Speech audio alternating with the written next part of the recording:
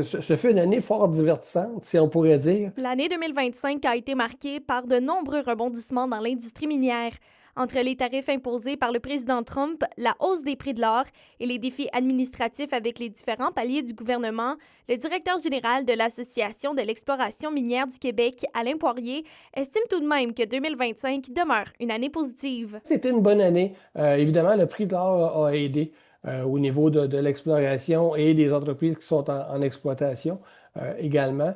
Donc, c'était une bonne année de ce point de vue-là. Ça va être une bonne année pour le gouvernement du Québec aussi parce que les redevances minières vont être beaucoup plus importantes. L'industrie minière a réalisé plusieurs avancées au cours de la dernière année, notamment avec l'intégration de l'intelligence artificielle. Les bonnes avancées vont venir de l'automatisation et de l'utilisation de l'intelligence artificielle dans le secteur minier. On a quelques cas ici et là, mais c'est quand ça va arriver avec de plus grands déploiements où est-ce qu'on va voir des mines automatisées, électrifiées et où est-ce que l'intelligence artificielle va jouer un rôle.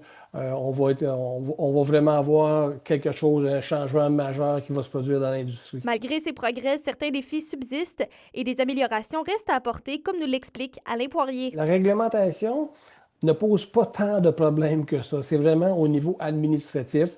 Et je pense que le gouvernement a des efforts à faire encore, particulièrement quand il y a des activités qui vont toucher deux ou trois ministères différents.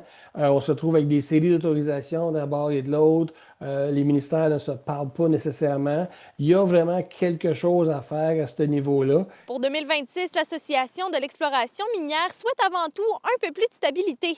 Roxane Caillouette, RNC Nouvelles, Rouyn-Noranda.